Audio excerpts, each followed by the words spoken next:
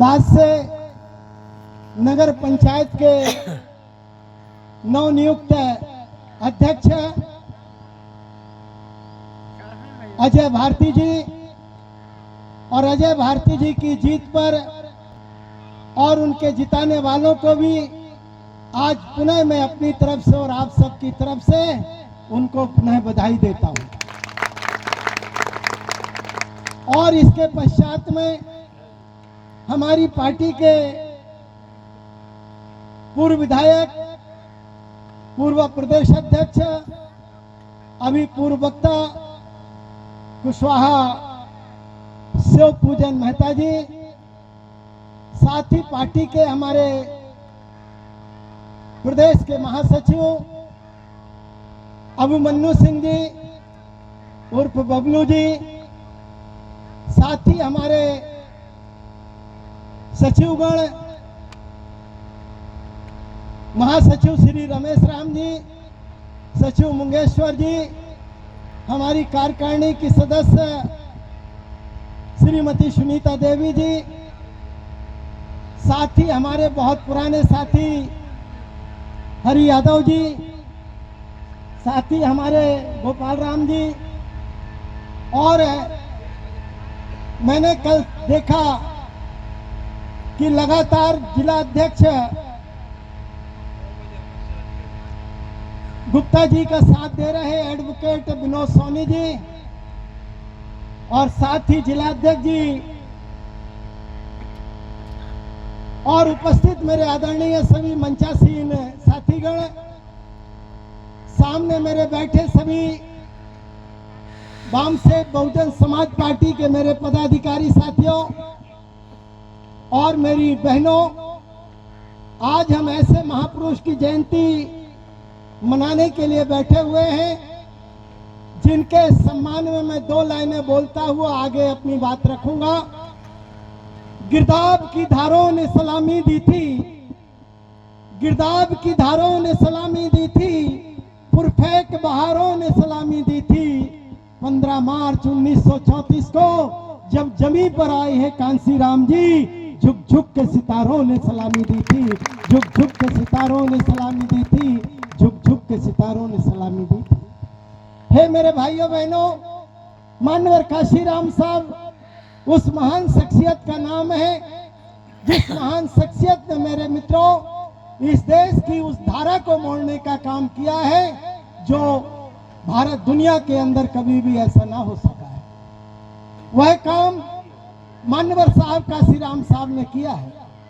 और उनके जीवन के संबंध में क्योंकि मेरी आदत भी रही है कि जब जब जिसकी जीवनी होती है, जन्म जयंती, मैं उनके जीवन के बारे में ही बताने का काम करता हूं।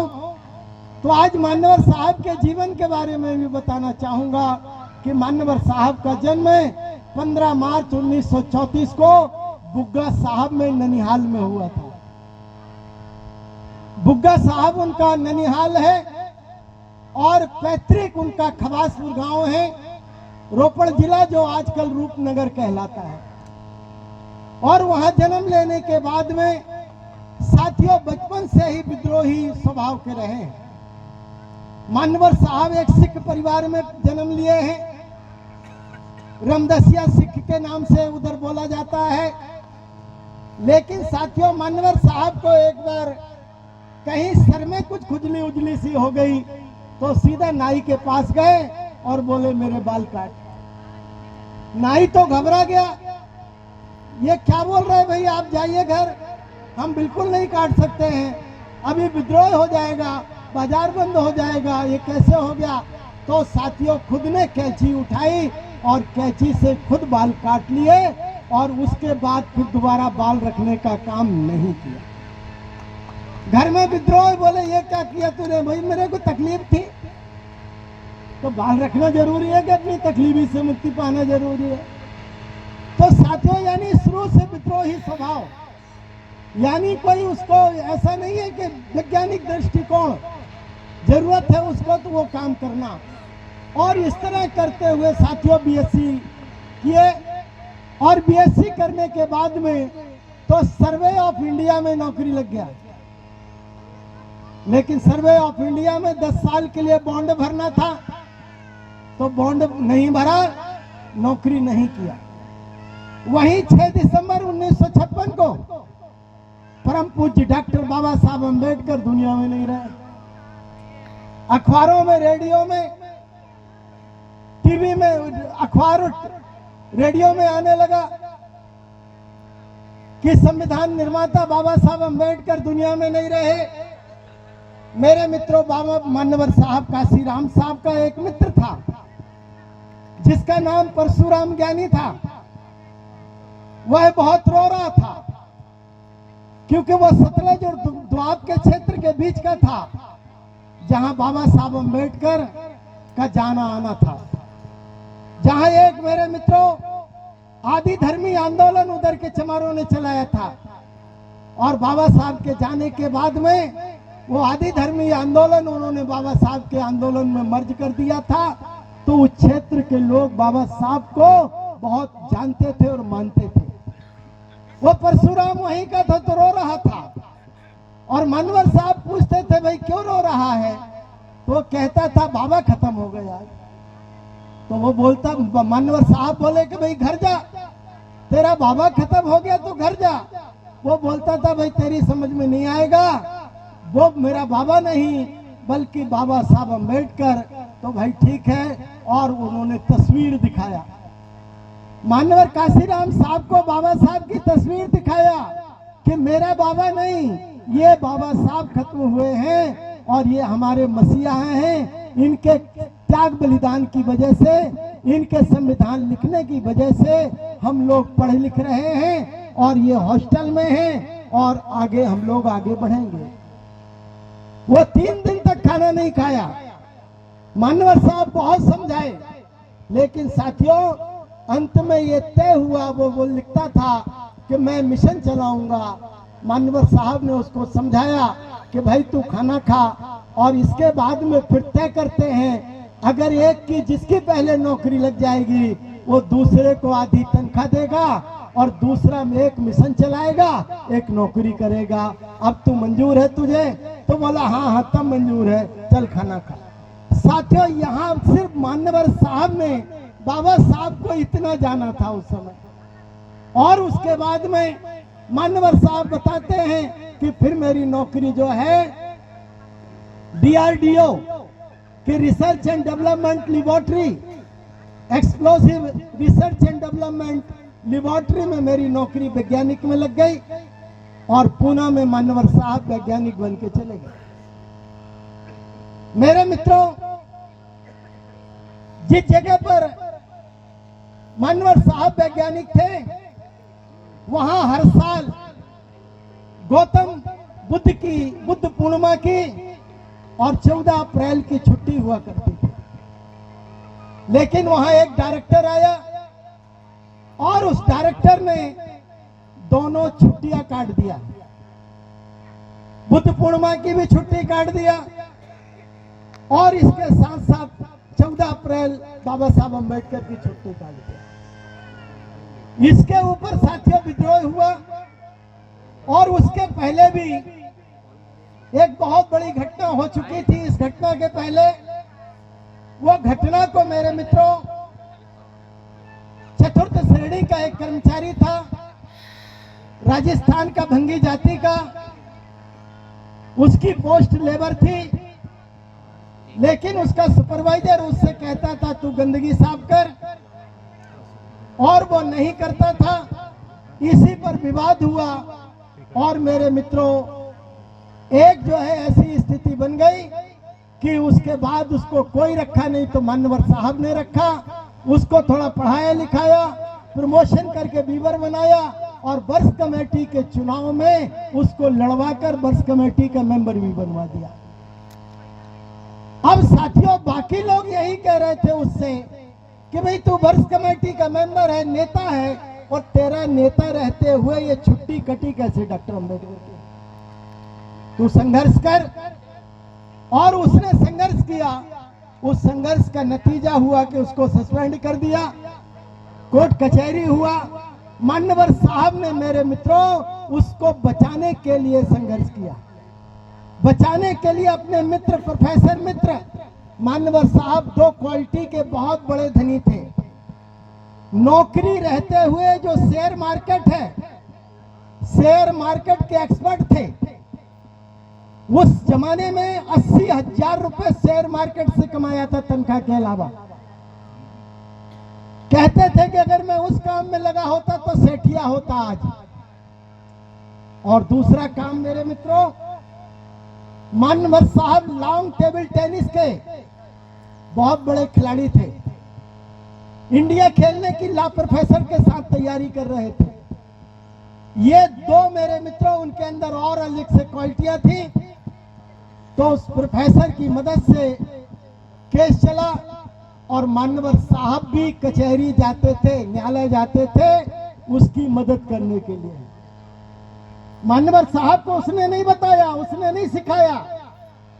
कहानी कुछ इस तरह है, वो कभी कैडर कैंप में आपको और विस्तार से बताऊंगा, उसका नाम गांव पता सब। और साथियों, उसके पश्चात में जिन लोगों ने थोड़ा धोखाधड़ी की थी, क्योंकि डायरेक्टर ने क्या किया था, जितने शेड्यूल कास्ट के नेता थे, लोग थे, उनको एक लेटर दिया था कि तुम टिक करो, छुट्टी चाहिए कि नौकरी चाहिए। मेरे मित्रों 40 ने टिक कर दिया था कि नौकरी चाहिए, और 2 ने टिक किया था नौकरी भी चाहिए और छुट्टी भी चाहिए। इस वजह से सस्पेंड किया था। तो साथियों, ये स्थिति जब बनी तो उन लोग भी जाने लगे, बाद में शर्म आई साथ देने, तो उन्होंने साहब बहुत डांटते थे कि अब क्या करने के लिए आए हो इधर। और अंत में साथियों, एक जब नहीं भागा डांटने के बाद भी, तब उसको बुला के पूछा, अच्छा भाई तू ये बता, डॉक्टर अंबेडकर ने किया क्या था? मैं डॉक्टर अंबेडकर के बारे में ज्यादा जानता नहीं हूं, जिसके लिए कोर्ट कचहरी चल रही है, तू बता क्या किया था।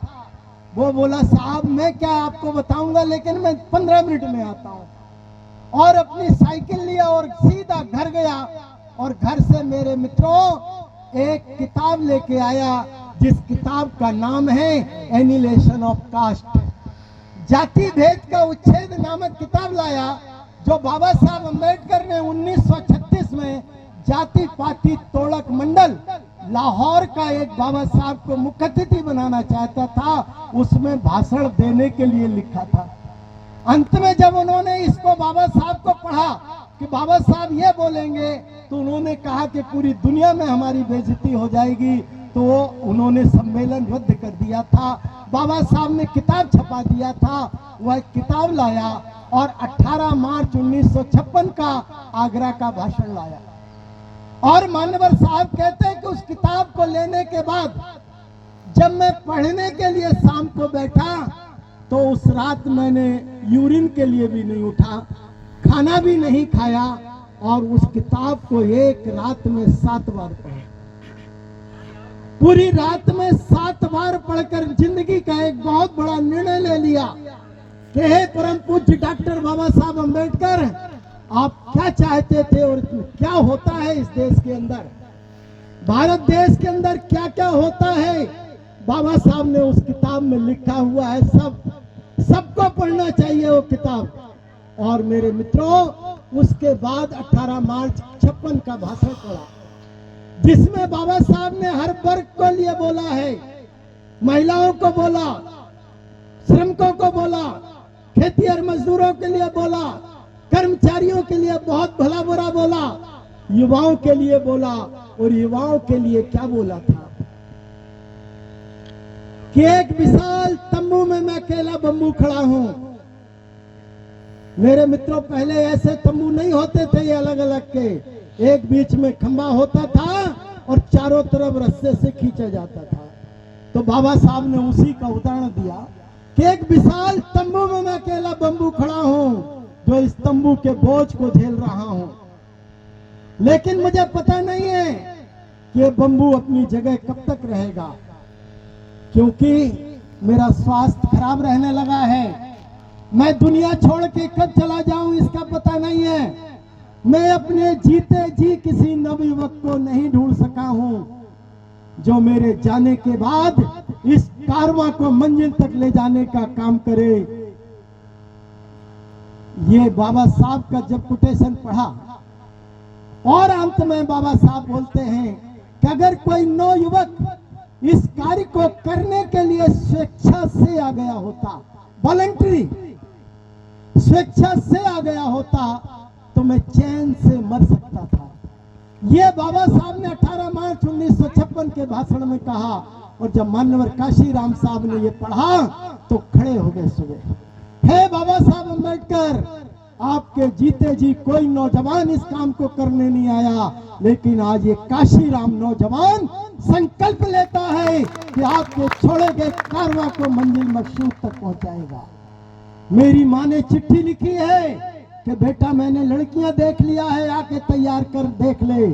इसमें विधायक मंत्रियों की भी बेटियां हैं, जो लड़की पसंद आए शादी करके ले जा, बहुत दूर रहता है। तो आज संकल्प लेता हूं कि अब जीवन में शादी नहीं करूंगा, और यह भी संकल्प लेता हूं कि आज ही नौकरी छोड़ूंगा। और तीसरा संकल्प ले लिया कि अगर इतनी बड़ी जिम्मेवारी मुझे निभानी है तो फिर मैं जो है अब घर लौट के भी नहीं जाऊंगा। ये पूरे देश का दबा कुचला, शोषित, पीड़ित, लाचार, मजलूम, पछाड़ा गया अल्पसंख्यक की मेरा समाज है, अब इसके लिए ही जीवन समर्पित करने का काम करूंगा। ये संकल्प लेकर मान्यवर साहब ने नौकरी मेरे मित्रों 1965 में ही छोड़ दिया और निकल पड़े इस काम के लिए। लेकिन साथियों, बाबा साहब की बनाई जो निर्माण करना था, उन्हें अपने जीते जी नहीं कर पाए थे, जिसका नाम बाद में अनुयायियों ने किया आरपीआई, और उस आरपीआई को कांग्रेस के लोगों ने खरीदा। आरपीआई मेरे मित्रों खत्म हुई, लेकिन मान्यवर साहब ने फिर ये संकल्प लिया कि मैंने तो जीवन समर्पित किया, अब मुझे क्या करना चाहिए, इसके पीछे कारण क्या है। तो उन्होंने देखा कि इसके पीछे बैकबोन नहीं थी। मुझे पहले जो है क्या करना होगा, पहले मुझे गैर राजनीतिक जड़ों को मजबूत करना पड़ेगा। उस समाज की राजनीति नहीं चलती है जिस समाज की गैर राजनीतिक जड़ें मजबूत नहीं होती हैं, ये मान्यवर काशीराम साहब कहते थे। इसलिए मुझे गैर राजनीतिक, मान्यवर साहब कहते हैं कि जब मैं जड़ें देखने लगा तो जड़ें ही नहीं है, तो साहब कहते हैं कि पहले मुझे जड़ें बनाना होगा। तो फिर उन्होंने गैर राजनीतिक जड़ों को मजबूत करने के लिए साथियों 1973 में बाम से भी एकाएक खड़ी नहीं किया। 6 दिसंबर 1973 को पहले 5 साल पहले गर्भ में डाला, और 5 साल में देश के आधे क्षेत्र, आधे प्रांतों में जब लोग तैयार कर लिए अपने कर्मचारी लोग, तब 6 दिसंबर 1978 को बाम से बना। और मेरे मित्रों 79 में नागपुर, 80 में मेरे मित्रों दिल्ली के रामलीला मैदान, 81 में 14 से लेकर 18 अक्टूबर 1981 को मेरे मित्रों 22-23 सेक्टर चंडीगढ़ के अंदर सम्मेलन किया। और उस सम्मेलन ऐसा व्यापक, इतना विस्तृत था मेरे मित्रों, बिहार के कर्पूरी ठाकुर को भी मान्यवर साहब ने आमंत्रित किया था। और कर्पूरी ठाकुर का ये वक्तव्य था कि मेरे पूरे जीवन संगठन बनाते चलाते मेरा जीवन निकल गया, और जीवन बचा थोड़ा है, लेकिन इतना वेल डिसिप्लिन संगठन मैंने जीवन में नहीं देखा। और इस संगठन को देखकर मैं आज कह सकता हूं कि आने वाले समय में ये सत्ता को बनाने वाला, खुद बनने वाला नहीं, सत्ता को बनाने वाला ये संगठन साबित होगा। वाम सेव के संबंध में ये कर्पूरी ठाकुर के शब्द थे। और मेरे बंधुओं, इसके बाद में, इसी के बाद इंदिरा गांधी की नजर लग गई। देश के प्रधानमंत्री ने जब देखा कि इतना बड़ा संगठन निश्चित रूप में भविष्य में कुछ बड़ा करके दिखा देगा, तो मेरी कुर्सी हिला देगा, तो मान्यवर साहब को फोन किया। आज मैं इस कांग्रेस पार्टी के, मेरे मित्रों भारतीय जनता पार्टी जिसको पप्पू कहती है, उसको बताना चाहता हूं। वो कहा है कि नेहरू होता तो कांसीराम साहब को किसी प्रांत का मुख्यमंत्री बनाता। वो पप्पू ने ये कहा है, वो मान्यवर साहब की शख्सियत को समझ ही नहीं पाया। इसलिए उसको पप्पू कहा जाता है। बच्चा है, अभी नादान है, जो मानवर साहब की ऊंचाई न समझे, मेरे मित्रों, उसको नादान से ज्यादा कुछ कहा नहीं जा सकता है। फिर मेरे मित्रों, तो इंदिरा गांधी ने फोन करके बोला, मानवर काशीराम साहब परेशान क्यों हैं? मानवर साहब ने कहा, काशीराम परेशान नहीं है, काशीराम साहब का ये दबा कुचला, शोषित, पीड़ित, लाचार, मजलूम अकलियत जो है आज परेशान है। काशीराम जी, मेरी कुर्सी को छोड़ के जिस कुर्सी पर हाथ रख दो वो कुर्सी आपकी होगी। ये कहा कि जिस कुर्सी पर हाथ रख दो वो कुर्सी आपकी होगी। मानवर काशीराम साहब ने कहा कि तुम्हारी दी हुई कुर्सी काशीराम को मंजूर नहीं है, मेरा समाज मुझे जो कुर्सी देगा उस कुर्सी पर बैठूंगा जिस समाज को तैयार करें। हे मेरे मित्रों, 81 में जिस महापुरुष ने कैबिनेट की कुर्सी को ठुकरा दिया हो, आप लोग समझ सकते हो उस महापुरुष की शख्सियत को आज ये पप्पू समझ पा रहा था? अरे मानवर काशीराम साहब देश के अंदर मुख्यमंत्री और साथियों सारे जगह पर जो है अपने लोगों को चुन के देकर और इस देश का हुक्मरान बनने के लिए साथियों आंदोलन खड़ा किया है। सामाजिक परिवर्तन, आर्थिक मुक्ति का आंदोलन है ये न्याय का नहीं, हमें परिवर्तन चाहिए। सामाजिक परिवर्तन, आर्थिक मुक्ति, हम इसके लिए लड़ाई लड़ी जा रही है। ये आंदोलन इसके लिए बनाया गया है, एक बहुत भारी उद्देश्य के लेकर बनाया गया है। लेकिन मेरे मित्रों, और इसके बाद फिर मानवर साहब ने, इसके बाद इंदिरा ने कांग्रेस को, हमारी वाम सेब को तोड़ने की कोशिश किया, नहीं तोड़ पाई। और 81 में मानवर साहब ने DS4 बनाया और डायनेमिक आंदोलन चलाया। डायनेमिक, अगर शोध किया जाए मानवर साहब पर, साथियों कई लोगों ने PhD किए हैं, मैं भी ये PhD की ही बातें कर रहा हूं आपको, मैं भी इस शोध की बात कर रहा हूं। मानवर साहब ने मेरे मित्रों 82 में, पहले तो सितंबर के महीना में 1982 24 सितंबर को 1932 में पूना पैक्ट हुआ था। ये कांग्रेस रंगरेलियां मनाना चाहती थी, वहां गांधी जी की प्रतिमा लगाना चाहती थी, लेकिन मानवर साहब ने जब ये देखा तो मेरे मित्रों, पूना पैक्ट धिक्कार दिवस 1932 में जो पूना पैक्ट हुआ है, जिसने हमें निर्भर किया है, हमें लाचार किया है, हमारे बिकाऊ विधायक सांसद जिताए हैं, जीतने के लिए जो समझौता हुआ, उसको मेरे मित्रों, उसका धिक्कार करने के लिए 24 सितंबर 1982 को पूना में जो है उन्होंने पूना पैक्ट धिक्कार दिवस मनाने का काम किया। पूना पैक्ट धिक्कार दिवस, और पूना पैक्ट धिक्कार दिवस मनाने के बाद में साथियों उसको पूरे देश के अंदर मनवाने का काम किया, पूरे भारत देश के अंदर। और उसके बाद 6 दिसंबर 1982 से एक कन्याकुमारी, कश्मीर, पोरबंदर और पुरी, इन 5 कोनों से साइकिल रैली चलवाया, और उसका नाम क्या था? सम्मान और समानता के लिए संघर्ष। सम्मान और समानता के लिए संघर्ष। उसी में मानवर साहब कहते थे कि मुझे सिक्कों से तौलो, और सिक्कों से तौला गया जगह जगह मानवर साहब ने, हम लोगों ने भी तौला। और इसके बाद मेरे मित्रों 1983 में इसी दौर मानवर साहब ने 7 प्रांतों में 4200 किलोमीटर खुद साइकिल चलाने का कीर्तिमान किया था। स्वतः मानवर साहब ने साइकिल चलाई थी और रैली रेस हो रही थी। इसके बाद साथियों 1983 में पुनः उन्होंने जो है आंदोलन छेड़ा, जिसमें जो है आजाद भारत में बहुजन समाज लाचार और गुलाम क्यों, उसमें भी साइकिल रैली चली 5 कोनों से, उसमें भी साइकिल रैली चली, दिल्ली में जाकर समापन हुआ। और फिर 14 अप्रैल 1984 को, इतना ही नहीं 83 में DS4 के माध्यम से चुनाव लड़ने का एक्सपेरिमेंट भी किया। हरियाणा का मेरे मित्रों विधानसभा का चुनाव DS4 के तत्वावधान में लड़ा गया।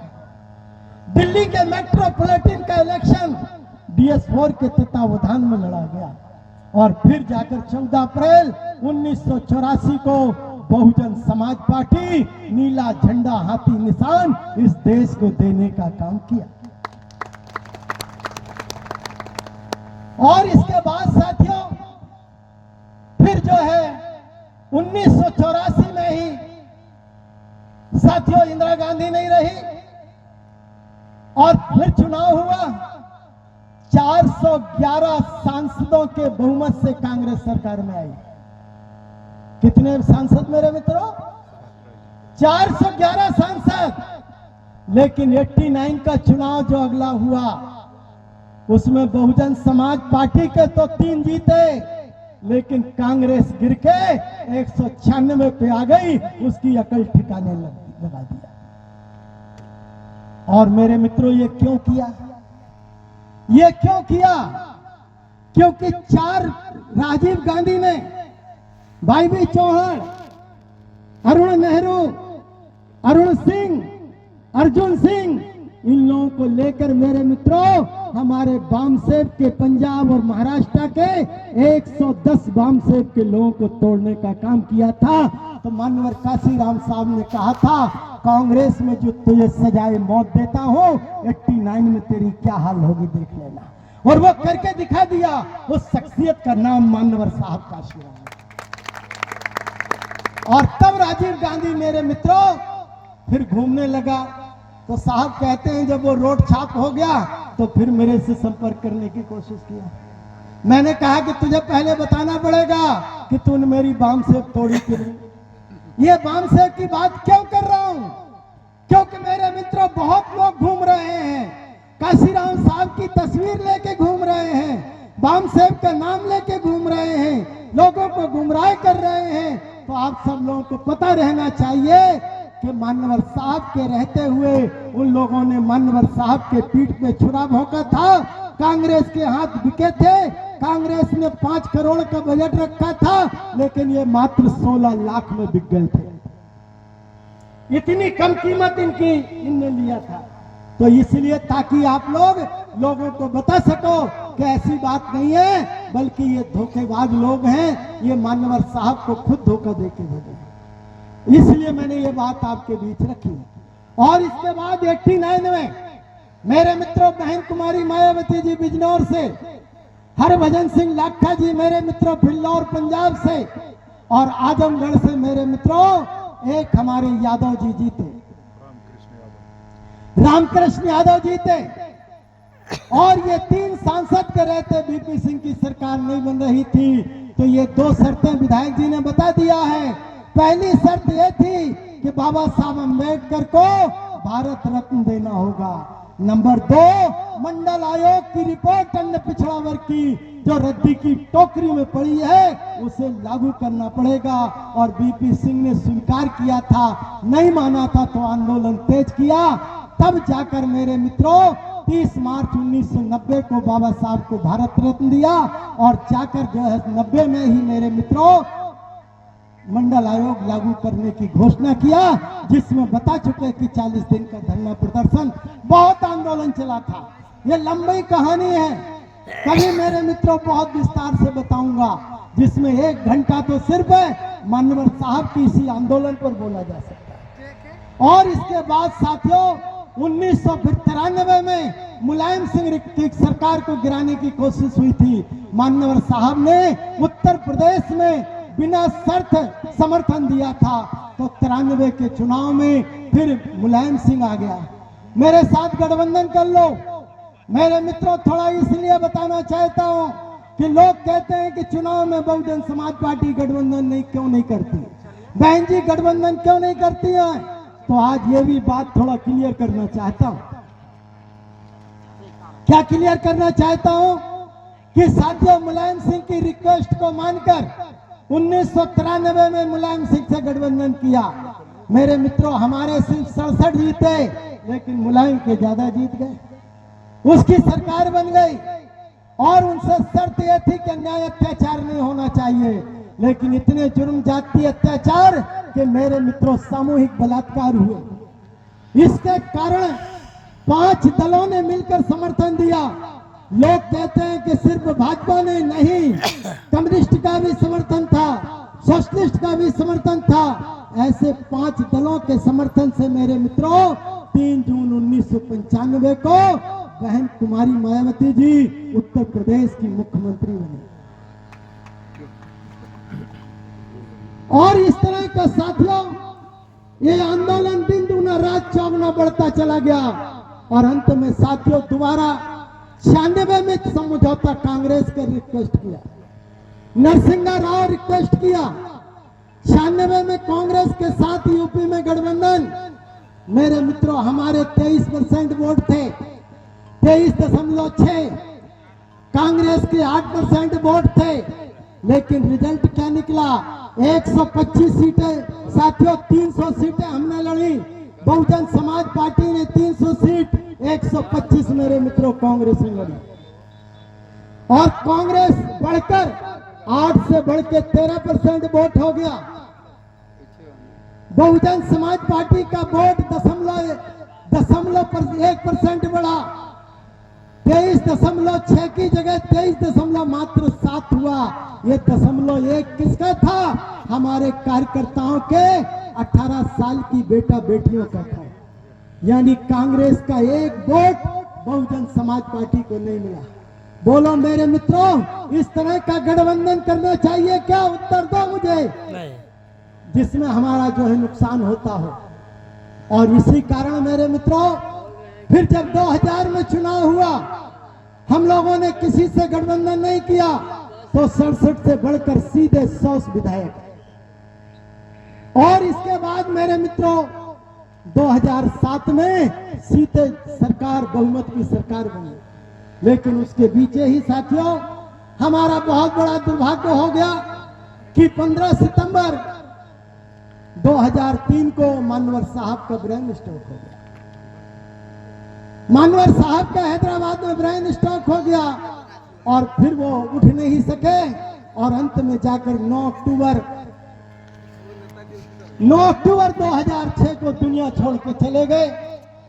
लेकिन साथियों जाने के पहले जो एक और महान काम कर गए कि बाबा साहब अंबेडकर की तरह जीवन के आखिरी समय में मानवर साहब ने सोचा कि मुझे रोना ना पड़े, इसलिए साथियों 15 दिसंबर 2001 को मानवर साहब ने लक्ष्मण मेला मैदान में लाखों की भीड़ में मेरे मित्रों अपना उत्तराधिकारी बहन कुमारी मायावती जी को बनाकर चले